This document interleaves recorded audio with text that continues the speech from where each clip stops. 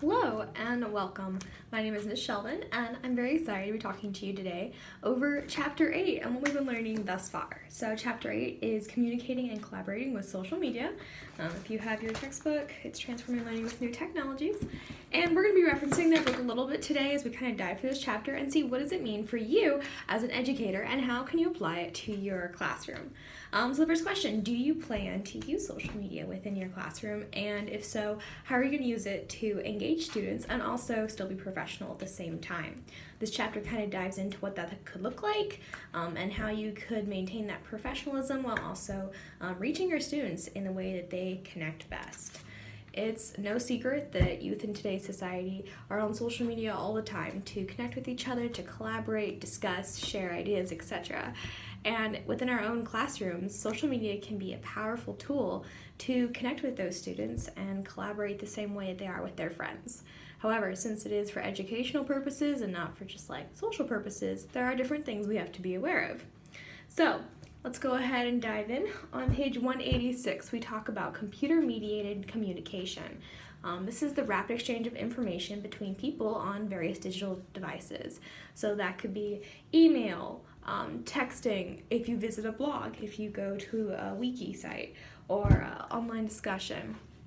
Anything like that where people are communicating, they're in contact with each other, and it's happening through technology, through a digital device.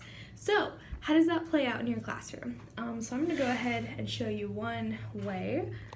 Let's see if I can. If you go ahead and look at the screen here, you can see I have an email here from a professor. And this professor went ahead and emailed me regarding a class and an opportunity for teachers. And I just wanted to share that because her educational email was strictly through the school. It's a professional account. She lets us know about opportunities, about different resources for our class, etc. And that's one way as a teacher you could use email to connect with your students. Some teachers are more comfortable using text messaging with a phone. Some aren't. Some will use like automated remind systems to remind their students of upcoming projects or assignments. Some teachers prefer not to have their students have their phone number or their texting at all. They prefer to keep it more professional, and that's just something you're going to have to consider as an educator. So moving forward, there's synchronous and asynchronous communication. So what's the difference between the two? If we look on page 187, we have synchronous communications. They're occurring in real time. It's like a text message. You look at your phone, you're like, whoa, they text me back, I'm going to respond right away. Oh, they text again, and I'm going to go. And it's this fast and rapid pace. You're responding as soon as you see the message coming in. Versus like asynchronous, there's usually time delays. Usually sometimes it requires more thought or different responses. So if you have an email, you might be like, okay, I'll get to that tomorrow or the day after. Or if you're reading a blog, you might be like, okay, I'll comment after I've read the article and thought about it, or I'll come back to it. So it kind of just depends on that. There's not the instant communication as much with asynchronous. So, social networking, how can we use it in the classroom? Why is it important for educators? The book describes social networking as a set of relations among network members, which is a really fancy way of saying you're having relationships and you're doing things and you're connecting, and it's how you connect with the people in your group that you're I don't know how to explain it. You got me. It's individuals sharing information through messaging, through chat, through blogging, and participation in discussion forums, etc. So if we go ahead and move forward, there's professional networking, there's online networking that can happen for educators, known as social networking for educators. So it might be something like, Facebook or Instagram, etc. And you will probably continue to use those when you're a full-time educator. However, you might be using it more to find tools as an educator or follow fellow educators that can give you insight. You may adjust your account so that you have a professional account for your students and for your school, and then you have your personal account, which is separate.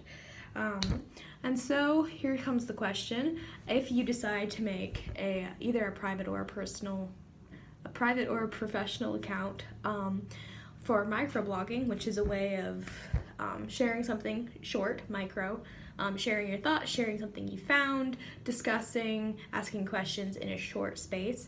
One example of that is commonly used in schools is Twitter. And so as a middle school social studies teacher, I'm genuinely really excited to use Twitter in my classroom. I know a lot of leaders, a lot of authors, a lot of various people in history that are very important in today's society tweet, and they let you know, hey, this new book is coming out, this event just happened, I'm excited about this. Or sometimes it's more controversial of, hey, like we should do this, or you should vote for this. And the nice thing is it's bite-sized, it has that word limit. It's micro size. So students can look at it and they can read the comments, and they themselves can comment. They can be like, okay, let's dive into this. Like, what's influencing this? How can we find out more information? Is this accurate? Like we've talked about in past chapters. Does this something, does this have bias in it? How can I dig in and learn from this source? And so using Twitter can also work really well for teachers who want to have their own professional Twitter account, and they can share things with their students like, hey, here's upcoming assignments, hey, here's notes that we didn't have time to go over, or some of you guys had questions about this, or hey, I want you guys to pose your questions in the comments. Let's go ahead and sort through this. I may not have time in class to answer them all, but if you go ahead and do it on an asynchronous site like this, I can respond when I can, and other students can see, oh, I had a question about that too. I wonder what the answer is. And so it prompts collaboration, it prompts creativity, it prompts question and creative thinking, and it also, you can post things. You can be like, hey, here's a link to this, or here's a, go ahead, we're going to follow this hashtag and see what happens, today in history, or, this news event, or whatever. Let's go ahead and dive into this. So I'm excited to use Twitter and microblogging in that way to not only connect with my students and share information about our class and using hashtags and all of that, but also to use as a platform for them to dive in and discover more about others in today's society. So if we go ahead and move forward, that was on page 189, by the way, that example tech tool. Go ahead and move forward in the book. Let's see what we got. Oh, I have an example here. You know what? It's okay. My computer is being ornery. We'll stick with it like this. So if you have, how can you use digital communications when you're teaching? Like, sure, you can communicate, hey, we have this upcoming thing going on, but how do you actually bring it into the instruction and like assessment? How do you bring it into your classroom? How do you bring it into your lesson plan? And so one of the great things about technology and social media is that it can extend your school day, kind of like with the different things that we've talked about earlier. You have opportunities for students to do homework, you have opportunities for students to look at other resources, other content, ask questions that maybe they couldn't communicate in class because there wasn't time. And you can share class notes, you can share class ideas. They're like, hey, I've noticed this is a common theme on everyone's exit ticket. Like, let's talk about this. Let's go a little bit further in depth. And sometimes you just don't have enough hours or time in the school day to do that. But with social media and digital resources, you can be like, hey, let's discuss this. You guys have questions, let's talk about it. And it also just provides your students with more opportunities to find out more, especially for students that maybe get easily bored or like, I know this. You're like, hey, wait, but you haven't seen these resources yet. You haven't seen this. Like, let's dive in further then. We're not, getting bored is not an option in the classroom. And it's just like that. It engages students. Kind of as it mentions on page 190 here, it gets students interested. Students like being able to do homework and assignments that are multisensory, like being able to hear things, watch videos, respond to discussion boards, maybe answer some questions, maybe write some essays, maybe share their thoughts, but also being able to see demonstrations, simulations, see how others are sharing ideas about the same concept. Social media is engaging, and it provides ways for students to connect with what you're teaching in multiple different aspects besides just, here's a textbook, have fun. And so an example of that would even be like a vlog, like what I'm making right now, just kind of share with you guys. It's going to be a short video. It's going to highlight this chapter, and hopefully when you walk away from this, you're like, hey, I feel like I just sat down and had a conversation with someone over what it's about, which is honestly so much more fun and so much more interactive than just reading notes. So kind of moving forward, social media can also be used to share information with families. And this is really handy also. I looked ahead a little bit on page 192 where various social media platforms will have within the app where it will translate. So families that are maybe from different cultures, different backgrounds are going to be able to communicate and respond to what you're writing and what you're sending and notifying them of, which I think is great. As someone who might be teaching in more of an urban setting, I'm likely to have families from a variety of different backgrounds who are not all going to be able to speak English. And, and so people are like, oh, like the kids can translate. Kids shouldn't have to do that all the time. They're busy with their own stuff. And so having apps that already have it ready where they can just click a button or do something and they can be like, yes, I understand what my kid's doing in school. I understand what the teacher's sharing. I understand, oh, look, they want my input on this. It helps families feel included in their child's learning. And honestly, I value their input and I value what they can share and contribute to our class. So that's so, so important.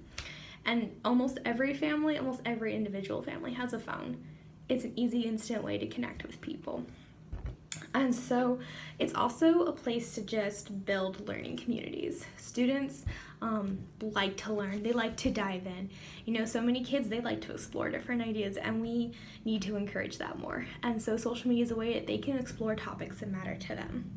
And as we do that, it'll energize students, it'll get them excited to learn. They'll be able to learn for their own interests and for their own learning's sake and in a way that works best with their learning style rather than just feeling like they're stuck in class. And so it's also, finally closing out on page 193, it's a way to publish student work. So it's a really cool way. You can be like, hey, here's a PDF copy of something my kids did today. I want to share it with you guys. It was great work. Or, hey, like, we're going to share this on our class website or maybe even our school website because you guys did good on this. Like, I'm really proud of this. Like, this essay you did, this poem, this project, this art project, your diorama, like, let's share it. And I know everyone's like, oh, cool, you made a project in class today. And then, like, it goes home and it disappears and no one ever sees it again. And let's avoid that as teachers. Let's do stuff that the kids can be like, oh yeah, I don't have that diorama anymore, but I have a picture on my phone of this really cool thing I did, and like, I'm really proud of it. See, look, and they can show you. And you can be like, hey, yeah. And that's the way we're gonna connect with kids. That's the way we're gonna help memory stay cemented. And also just being able to have that, like, they could be like, hey, I remember me personally, I had a project in college that I had to make a whole like art outfit thing. And of course I didn't save the outfit when I was done because it was huge and it required so many supplies and it would have been a hassle to store. But I kept a picture and I shared it on social media to show my friends. And they're like, oh my gosh, that's amazing. Like, you did that? What did you learn from that? And prompted discussion right there. So that's how publishing student work not only helps it last longer, but can prompt even further learning down the road. All right, so what about email and messaging? What are the lines and boundaries, and how can we really use that as educators? So let's go ahead and dive into that. So on page 194, it talks about text speak, which is it's basically how you can use symbols, letters, abbreviations, numbers, etc. to make quick communication easier, especially like when you're texting or instant messaging. You could be like, hey, LOL for laugh out loud, or BRB for be right back. The book includes an example. I feel like a little bit extreme in some cases. I know as me, most of my friends don't text quite that much. Or at least that short anyway, but your students may. And I've also found that some educators will even allow their students to take class notes in text speak because it allows for rapid ideas to be put down. And so if they're taking notes on an iPad or on a laptop or even on paper, write as a text message. Get the main gist of it. As long as you understand what it says and you're able to understand what stands for what, there's no reason you can't use that to help your brain cement the information better. And so that's just kind of a good thing to be aware of, that that's something your students are going to be utilizing and possibly even more in the future with various social media trends. All right, moving forward on to 195, email. I'm a big fan of email being kept professional. But then also your students should have an email account through their school. You can contact them that way. They can also subscribe for news to libraries, museums, universities. That's listed on page 195. You can also hold online office hours, so if they want to shoot you specific emails with questions or just concerns, they can do that as well. Zoom is another great option. I know it's technically not social media, but you can connect that way as well. What about blogs? Okay, so I'm going to go ahead, turn my screen around, because I want to show you guys this. Hopefully you can see it. This is the example of a 5th grade educator's blog, and this is specifically for teachers. It talks about how they're using Zoom in their classroom. It has links to their resources on Teacher Pay Teachers. It has how they've organized their classroom, various freebies or activities you can do with your students. And this is something as an educator you can utilize a lot.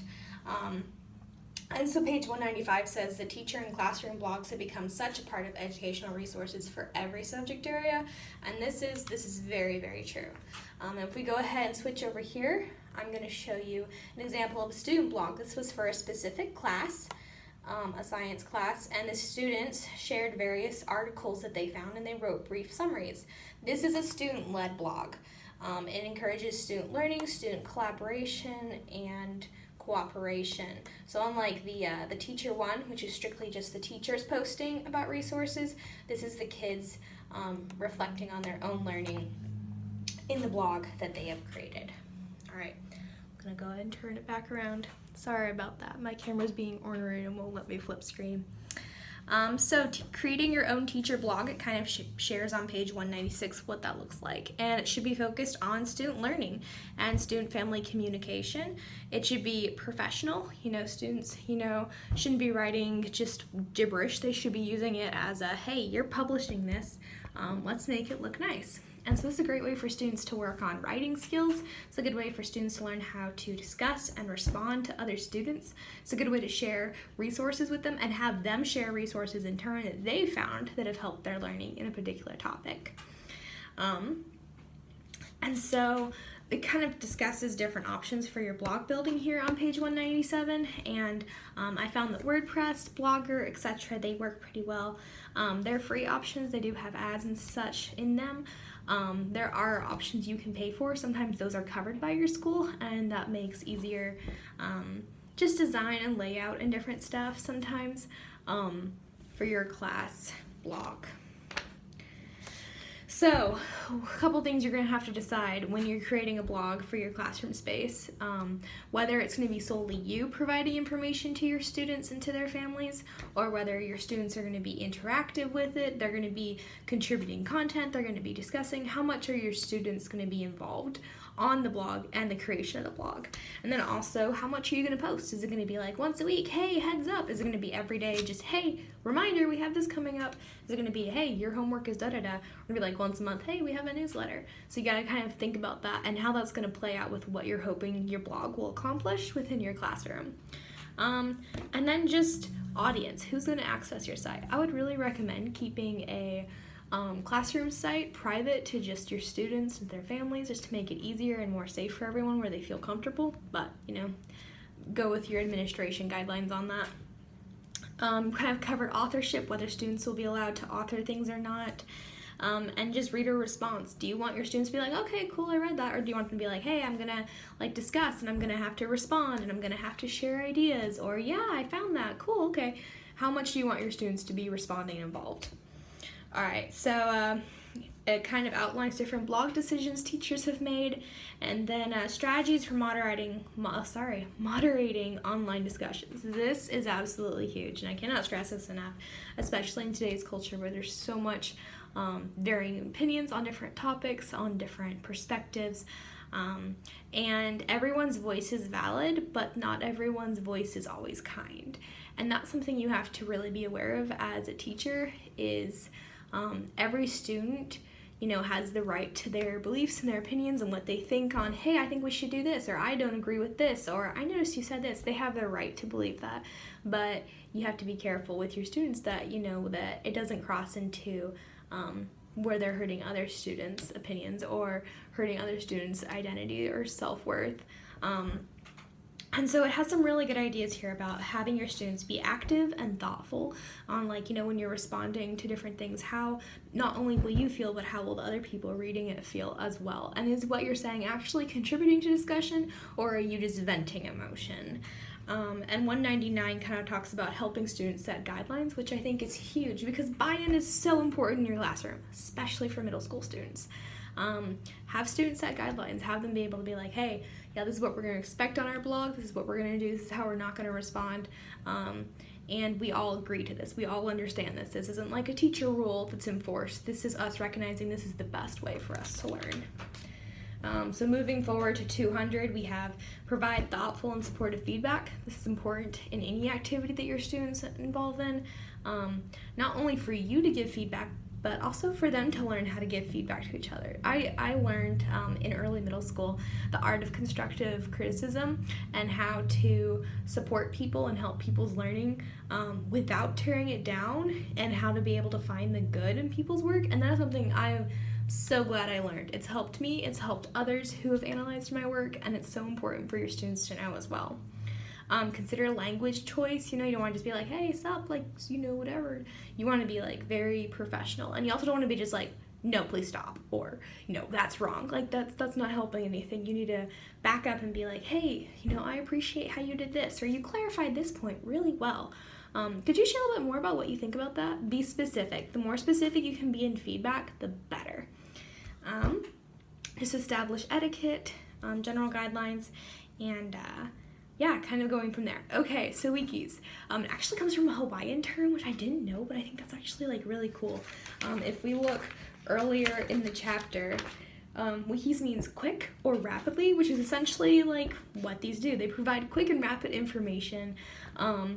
They're penned and authored by a variety of different people, reaching a whole community. So there's a lot of different wiki topics and sources and resources, so I'm just going to list off a few.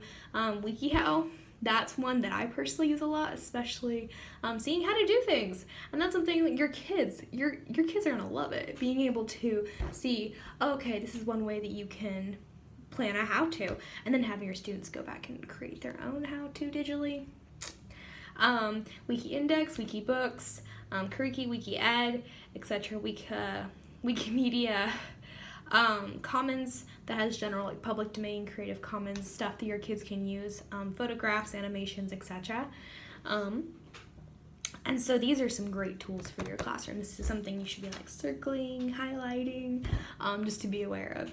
And what does it allow you to do? Well, you get collaboration. You are able to use technology. It provides multimodal learning opportunities. They get to receive feedback. They can publish their writing and other different things. They can use what they're seeing and be like, wow, I'm going to use that in my own work. And it's great. It supports student-to-student interaction, student-to-teacher interaction. It has a variety of different ways, and you can see that on page 201. All right, moving forward, 202 keeps track of online editing and writing. So you can go in and be like, this person did this person edited this. You can see what changes have been made to the wiki over time, which I think is super great. You can see, okay, how are we editing this? Like, what direction are we taking it in? What students maybe aren't collaborating as much as they could, and what can I do to support their participation more? And then, okay, so wikis support team-based learning, which you're kind of like, what does that sound like? Is that like an athletic thing? It actually just means it's where students collaborate to solve problems in the process of discovering academic concepts and constructing knowledge. So students it's collaboration. That's the whole focus. Cooperation and collaboration together.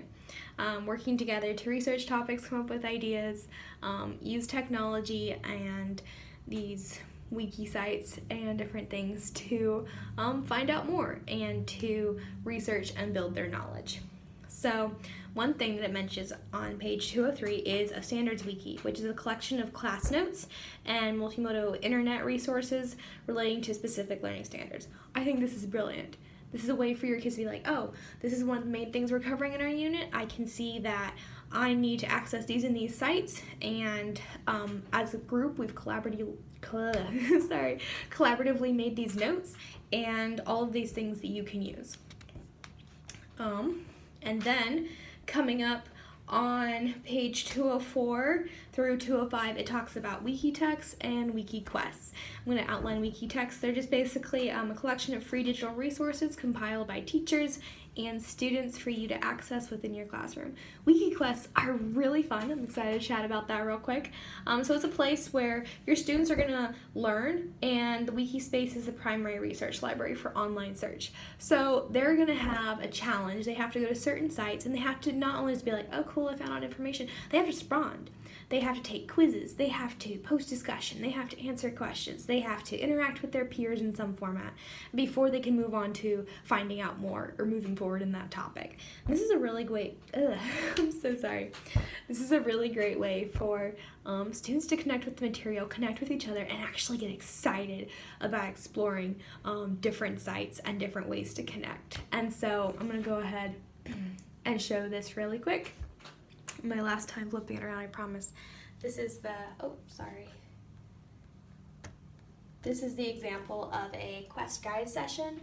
So it has like different tasks that you have to do, different sites. For example, go here, here, here, and then find a different ways of saying. And then you have to do matching exercises from here. You have to record questions from this site. You have to make a list. What is the answer to that?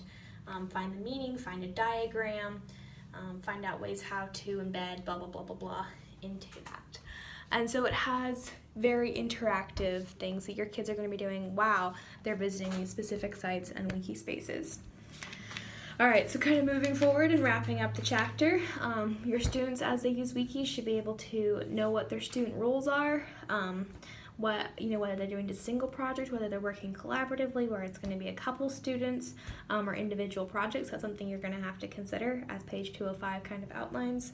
And then pairing wikis with textbooks. Textbooks can be used as a jumping off point, like, hey, we learned about this, let's dive into this topic more. And that's where you're going to use technology to excite kids into learning, rather than, okay, it's the end of the chapter, moving on.